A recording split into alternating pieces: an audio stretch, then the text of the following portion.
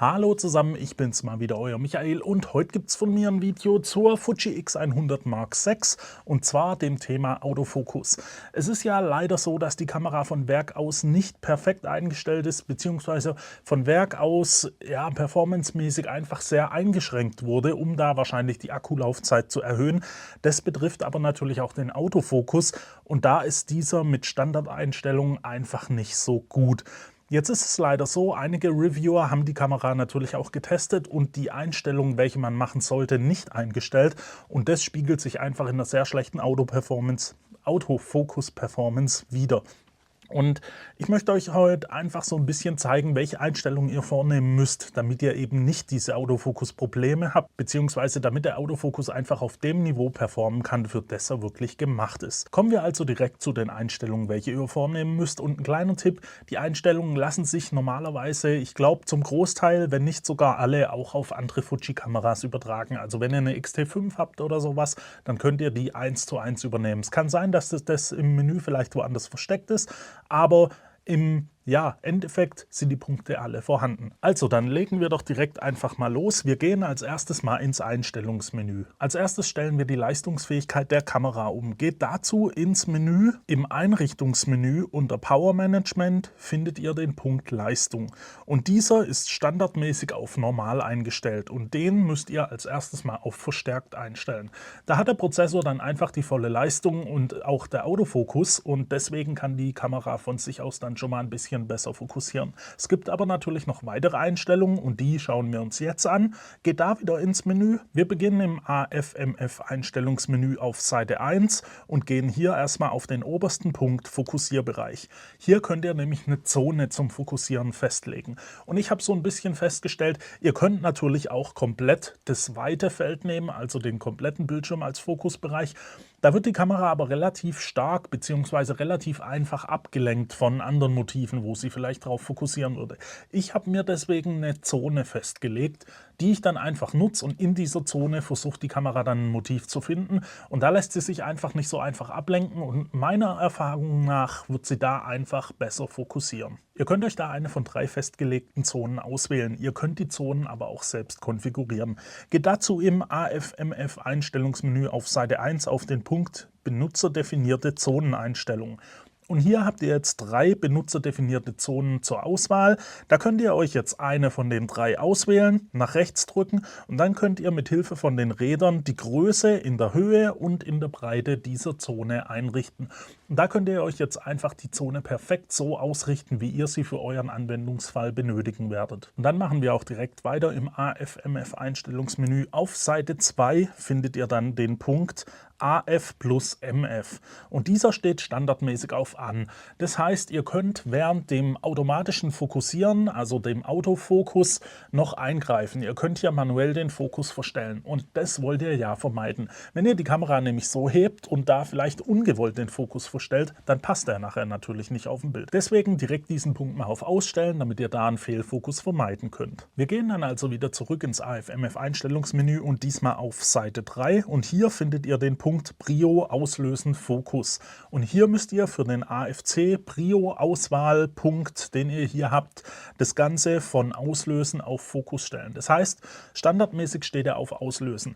Wenn ihr jetzt AFC nutzt und eine relativ hohe Bildgeschwindigkeit habt und ihr drückt drauf, dann wird die Kamera versuchen, die FPS, also die 11 FPS oder so, was ihr eingestellt habt, zu erreichen. Dadurch kommt sie aber vielleicht mit dem Fokus nicht mit, weil sie eben auf Auslösen priorisiert ist. Wenn ihr das Ganze hier jetzt auf Fokus stellt, dann wird die Kamera erst den Fokus feststellen, beziehungsweise eben den Fokus auf das Motiv festnageln und dann auslösen. Das kann natürlich sein, dass das ein bisschen bei eurer FPS, die Bilder pro Sekunde, die Anzahl runternimmt. Dafür passt das Bild dann im Fokus einfach. Und ein fokussiertes Bild ist natürlich wichtiger wie ein unscharfes Bild. Deswegen die AFC-Prio erstmal auf Fokus setzen. Und zum richtigen Fokussieren müsst ihr den Fokus dann natürlich auf kontinuierlichen Fokus stellen. Das könnt ihr an der Seite von der Kamera machen. Ihr habt hier 3 Auswahlpunkte, MCS. Das M steht für manuellen Fokus, C steht für Continuous, also dem kontinuierlichen Fokus, und S steht für Single Fokus, also einmal fokussieren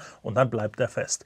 Ihr wollt das Ganze natürlich nachführend auf euer Motiv, weil es sich bewegt, geht deswegen auf C, Continuous, und die Kamera wird dann kontinuierlich fokussieren, solange ihr den Auslöser halb gedrückt habt oder eben Bilder schießt. Und wenn ihr bei der Kamera jetzt alle anderen Einstellungen erstmal auf Standard gelassen habt, dann solltet ihr jetzt schon mal eine deutliche Verbesserung im Autofokus feststellen können. Also da ist wirklich eine deutliche Verbesserung spürbar. Es gibt aber noch eine weitere Einstellung, die ich euch zeigen will, und zwar könnt ihr den AFC, also den kontinuierlichen Autofokus, noch ein bisschen verfeinern. Geht dazu wieder ins Menü. Im AFMF Einstellungsmenü findet ihr auf Seite 1 den Punkt AFC benutzerdefinierte Einstellungen. Und hier habt ihr jetzt 5 voreingestellte AFC-Einstellungen. Ihr könnt hier also wählen zwischen 1 Mehrzweck, 2 Motiv weiter verfolgen und Hindernisse ignorieren, Option 3 für beschleunigendes, verlangsamendes Motiv, Nummer 4 für plötzlich erscheinendes Motiv und Nummer 5 für sprunghaft bewegendes und beschleunigend oder verlangsamendes Motiv. Ihr könnt euch unter Punkt 6 das Ganze aber auch noch selbst konfigurieren. Und was da hinter diesen Punkten steckt, erkläre ich euch jetzt. Euch werden direkt im Menü hier, wenn ihr auf die einzelnen Punkte geht, auch gleich Beispiele angezeigt. Ich erkläre euch jetzt aber einfach kurz, was dahinter steckt. Und zwar beginnen wir mit dem ersten Punkt, Verfolgungsempfindlichkeit. Der Parameter bestimmt einfach, wie lange die Kamera mit dem Neufokussieren wartet, wenn ein Objekt hinter oder vor dem aktuell fokussierten Motiv erscheint.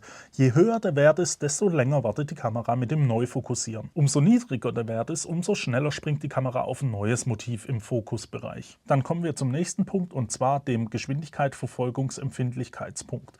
Der Parameter bestimmt, wie sensibel der Fokus auf Änderungen der Motivgeschwindigkeit reagiert. Je höher der Wert ist, desto größer ist die Genauigkeit, mit welcher die Kamera auf plötzliche Bewegungen zu reagieren versucht. Ihr müsst aber aufpassen, ist das zu hoch eingestellt, dann kann das auch zu verstärkten Pumpen vom Autofokus führen. Wenn euer Motiv zum Beispiel spiegelt oder es durch fehlenden Kontrast nicht richtig erkannt wird, dann kann es da einfach so ein bisschen zum Autofokuspumpen kommen. Hier müsst ihr vielleicht ein bisschen ausprobieren, was da der passende Wert für euch ist, weil ihr wollt natürlich auch das Pumpen vom Autofokus vermeiden, wollt aber natürlich auch eine sehr genaue Motiverkennung haben. Mit dem dritten Punkt Zonenbereichsumschaltung bestimmt ihr, welcher Fokussierbereich im AF-Modus Zone Vorrang hat. Auf Mitte bevorzugt die Kamera Motive in der Zonenmitte, auf Vorne bevorzugt die Kamera Motive mit dem kürzesten Abstand zur Kamera. Auf Auto speichert die Kamera die Schärfe auf das Motiv in der Zonenmitte und wechselt dann zwischen den Fokussierbereichen, um das Motiv zu verfolgen. Ihr könnt hier also sehr viel konfigurieren, aber ich bin da ganz ehrlich, ich benutze die Kamera eigentlich meistens auf dem Punkt 1 Mehrzweck,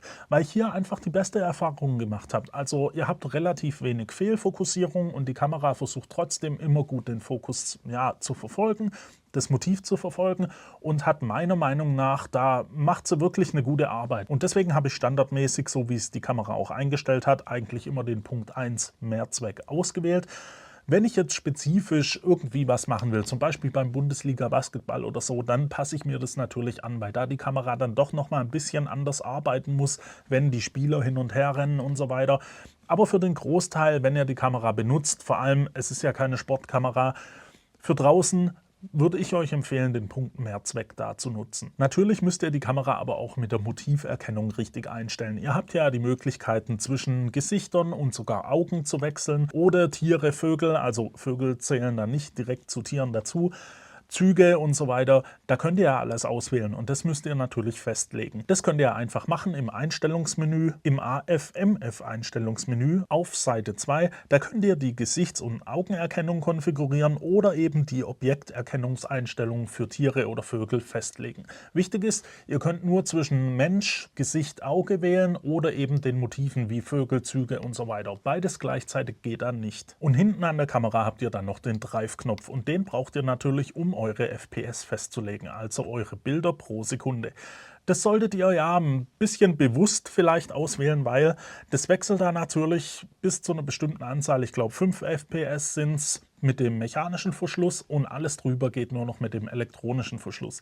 Jetzt ist es so, der elektronische Verschluss hat ja ein paar Nachteile mit Rolling Shutter und so weiter, deswegen macht euch da einfach ein bisschen Gedanken. Bei mir ist es so, ich benutze eigentlich so weit wie möglich den mechanischen Verschluss, weil es da eben keine Rolling Shutter Probleme und so weiter gibt. Ihr müsst da natürlich schauen, was für euch besser ist. Wenn ihr 11 Bilder pro Sekunde haben wollt und da wirklich euer passendes Bild aussuchen wollt, dann könnt ihr da natürlich nur noch mit dem elektronischen Verschluss arbeiten. Beim Großteil der Bilder ist es auch einfach gar kein Problem. Was ihr auch noch beachten müsst, eure Verschlusszeit. Ihr solltet eure Verschlusszeit wirklich so kurz wie möglich halten. Also wenn ihr Motive habt, die sich wirklich sehr schnell bewegen, wie Tiere, spielende Kinder und so weiter, oder ihr wollt einen Vogel beim Fliegen fotografieren, was bei umgerechnet 35 mm natürlich nicht ganz so einfach ist, aber sagen wir mal, ihr wollt es, dann haltet die Verschlusszeit kurz. So im Bereich mindestens eine Tausendstel Sekunde oder sogar eine Zweitausendstel Sekunde. Umso kürzer, umso besser, weil ihr wollt natürlich Bewegungsunschärfe vermeiden. Und ein Vogel, der mit den Flügeln schlägt, da ist es mit einer Zweitausendstel Sekunde schon fast zu lang für die Verschlusszeit. Also da wirklich so kurz wie möglich halten. Kommt natürlich auch darauf an, wie viel Licht ihr da zur Verfügung habt. Das waren jetzt mal meine Tipps für die Einstellung für einen Autofokus. Ihr müsst euch einfach im Hinterkopf behalten, die X100 Mark VI ist einfach keine Sportkamera. Ihr könnt bis zu einem gewissen Grad Sport damit aufnehmen. Ja, das funktioniert auch. Klar, ihr habt ja eine schnelle Bildreihenfolge und so weiter und der Autofokus ist auch relativ performant, sag ich mal. Das Objektiv ist einfach so, das ist ein bisschen langsam und das wird euch irgendwann so ein bisschen eingrenzen. Also ihr werdet das dann wahrscheinlich feststellen. Ich habe ja die Erfahrung gemacht, spielende Kinder und so weiter sind eigentlich gar kein Problem. Und auch wenn es ein bisschen dunkler wird, die Kamera fokussiert da immer noch sehr sauber. Ihr müsst da nur gucken, dass ihr dann eben nicht zu hohe ISOs nutzt. Ich gehe da bis ISO 6400, manchmal auch 12800, aber schaut da einfach, ihr wollt ja eben die Verschlusszeit kurz halten. Aber wie gesagt, die Kamera ist eben keine Sportkamera. Ich habe es ja gerade schon erwähnt, ich habe damit Bundesliga Basketball fotografiert und das bis zu einem gewissen Grad funktioniert natürlich auch. Aber ihr habt hier umgerechnet 35 mm Brennweite. Ihr werdet da also nie großen Motiv isolieren können oder so. Aber für Tiere, Katzen oder sowas, bei uns sind es die Katzen oder jetzt meine kleine Tochter, die rumrennt, ist es so konfiguriert eigentlich schon möglich, da ordentliche Bilder zu machen. Und da ist die Kamera dann natürlich auch ideal dafür. Ihr braucht da keine Sportkamera wie eine Canon R3 oder eine Sony A1 oder sowas. Da reicht das ja dann schon gut aus. Aber behaltet es euch einfach im Hinterkopf, es ist eben keine Sportkamera mit einem großen Tele und so weiter. Es ist eben eine Kompaktkamera, die aber auch mal in die Tasche passt. Soweit bin ich aber wirklich sehr zufrieden und auch mit dem Autofokus. Ich verstehe einige Reviewer nicht, warum sie sich da nicht wirklich erstmal Gedanken drüber gemacht haben, wie man die Kamera richtig einstellt, aber so ist es eben halt. Mit den Einstellungen werdet ihr auf jeden Fall doch ein bisschen Fortschritte machen. Ich hoffe, das Video hat euch soweit gefallen. Wenn es denn war, lasst mir doch ein Like da. Abonniert den Kanal für weitere Videos. Wenn ihr Fragen oder Anregungen habt, könnt ihr diese gerne in die Kommentare schreiben. Ich versuche es dann zu beantworten oder einfach, ich bin gespannt, was ihr für Anregungen habt. Und dann hoffe ich, sehen wir uns beim nächsten Mal einfach wieder. Bis dahin wünsche ich euch eine gute Zeit. Ciao.